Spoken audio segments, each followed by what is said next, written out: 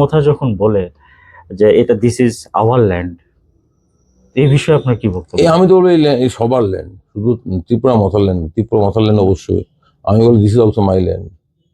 এখানে তো Tripura is for Bengalis, for tribal, Tripura is for every people, everyone who lives in Tripura. এটা সবার না, এইটা বলে আমার ল্যান্ড, এটা তো আমি বলবো সেক্টরিয়ান দাবি। ত্রিপুরার আদিবাসীরা ত্রিপুরার আদি বাসিন্দা এক অর্থে, আবার এক অর্থে আদি বাসিন্দাও না। তাদের মধ্যে যে আমি কেন বলছি ত্রিপুরাতে ট্রাইবেলরা কবে এলো, ইতিহাস কি বলে? আমি যদি প্রমাণিত ইতিহাস দেখি মোটামুটি 1200-1300 থেকে 1400 বছর 1500 বছর আগে।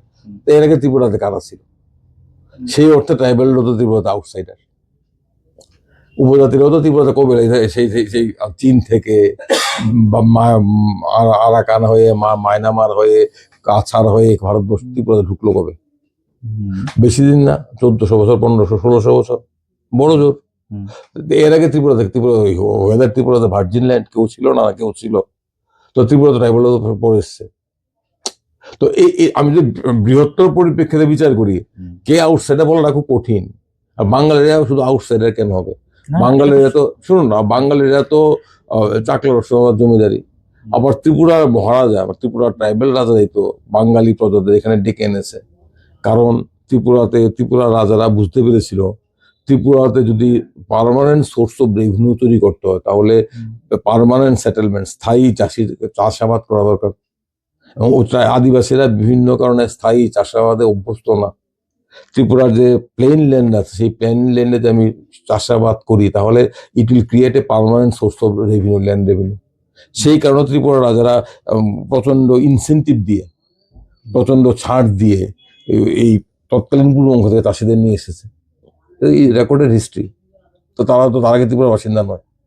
আবার এই কথাটা বলার অর্থ এই নয় যে ত্রিপুরার উপজাতিরা জমি হারিয়েছেন ব্যাপকভাবে, এটা আমি অস্বীকার করবো না। এই দেশ বিভাগের ফলে বিরাট সংখ্যক উদ্বাস্তু আসার ফলে জমির উপর প্রচন্ড চাপ পড়েছে।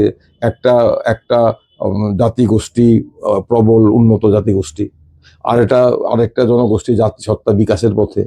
এই দুটো অসমান জাতিগোষ্ঠীর মধ্যে যখন আদান প্রদান হয়, তখন অসমান জাতিগোষ্ঠী বা যারা বিকাশমান জাতি তারা পিছিয়ে পড়ে। এর মধ্যে এটাও হয়েছে, অনেক উপজাতিদের জমি, ট্রাইবেলদের জমি জলের দরে চলে গেছে বাঙালি মহাজন সুৎকুরদের হাতে। সবটা মিলিয়ে তো বলতে হবে। তো ত্রিপুরা মাথা যখন বলে ত্রিপুরা ইজ আওয়ার ত্রিপুরা, এটা যেমন সত্য।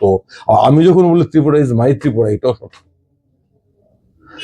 কেউ যদি বলে হি ইজ এন আউটসাইডার, আমি যদি বলি you are also outsider, you have come 1500 or 1600 years, my forefathers have come 500 years ago.